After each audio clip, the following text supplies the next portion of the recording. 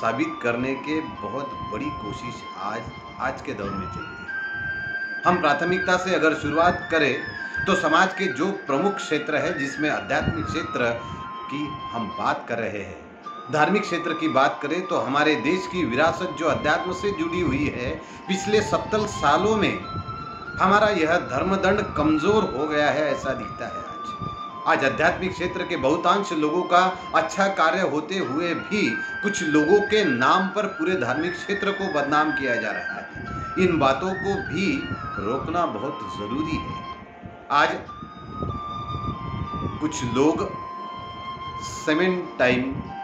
Simultaneously हमको आध्यात्मिक क्षेत्र के लोगों को यह भी आह्वान करना जरूरी है कि यहाँ का ही वो धर्म क्षेत्र था, यहाँ के वो धर्मगुरु थे जिन्होंने राजा को भी दंड दिया था। राजा गलती करे तब उसको भी दंड देने का अधिकार प्राप्त करने के लिए धार्मिक क्षेत्र के लोगों को वह नैतिक अधिकार, नैतिक बल अपने अंदर पहले लाना पड़ेगा। उस क्षेत्र में जो प्रदूषण हुआ है वह दूर करना पड़ेगा। इसीलिए राष्ट्र संत जी साधुओं को सावधान करते हुए कहते हैं कि अब तो उन्हीं की वाह वाह होगी जो सबके साथ है। हम हैं, हमारा देश है, सबके ही मुख में बात है। तुम साधु हो, पंडित हो, इसमें ही हमको ज्ञान दो। सब वीर हो, हारो नहीं, बस राष्ट्र को सम्मान दो। क्यों मचाया ढोंग तुमने, हम अलग दुनिया से है। क्या मिलाया ज्ञान तुमने, ब्रह्म से माया से। धर्मनीति को राजनीति की आवश्यकता नहीं है, पर राजनीति को धर्मनीति की आवश्यकता है। आज यह समीकरण बिगड़ते जा रहा है, इसलिए देश की भी परिस्थिति उसके साथ बिगड़ी है। यह तो सही बात है कि कोई राजा अहंकारी हो तो हमें अपने परिसर से निकलकर उसे सत्ता के गलियारों से खींचकर बाहर निकलना युग के हर चाणक्य का आज कर्तव्य है। पूर्व काल में भारत के सारे राजवंशों के, और देखा जाए तो जिस समय सिकंदर का आक्रमण हुआ था, तक्षशिला विद्यापीठ के एक अध्यापक चाणक्य ने भारत के सारे राजवंशों के दरवाजे पर हुंकार लगाई थी उस समय, और कहा कि देश लूटने वाला है, आपस की लड़ाई छोड़िए और एक साथ आ जाइए।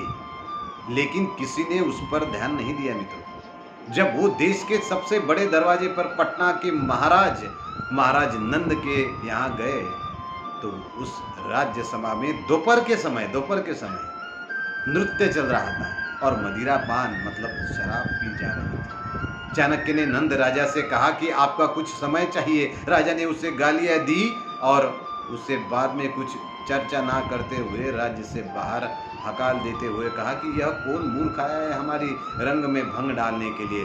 दरबार से बाहर राजा निकल आए। चाणक्य उसके बाद किसी राजा के दरबार में गए ही नहीं। उन्होंने संकल्प लिया कि उस शिक्षक ने उसके बाद यह संकल्प लिया और सड़क के किनारे बैठे हुए एक सामान्य युवक चंद्रगुप्त को भारत का सम्राट बना दिया था। यह आज के युग के प्रत्येक चाणक्य की जिम्मेदारी है। जब जब राज्यसभा के लोग, लोकसभा के लोग सत्ता के शीश पर बैठे हुए सत्ताधीश मदान्ध हो, जब जब उनको लगे कि हम हिंदुस्तान के आका हो गए हैं, जब जब वो डॉक्टर बाबा साहेब आम्बेडकर द्वारा प्रस्तुत संविधान की पहली भूमिका we the people of India को हमसे परख कर पूछने लगे कि हु द पीपल, आप कौन लोग हैं, जब वो ऐसी उल्टी बातें पूछने लगे तो हमें उनसे बात करनी जरूरी हो। तब हमारे धर्मगुरु और महापुरुषों को आगे आके चाणक्य की भूमिका निभानी पड़ेगी। जब ऐसा होता रहेगा, छलबल से नहीं शासक बने, साधु भी बने।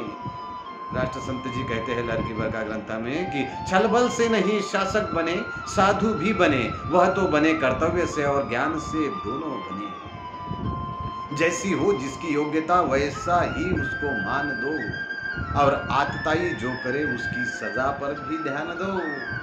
दलासून को सजा भी देती आनी जरूरी है। आज के चाणक्य को राजनीति इतनी अप्रासंगिक वस्तु नहीं है मित्रों। राजनीति एक युग धर्म रहा है हमारा। एक साधु अगर नाराज है तो पूरी राज्य सत्ता हिलनी चाहिए, और यही शक्ति धर्म में भी होनी चाहिए। नहीं तो साधु राह देखते बैठेगा।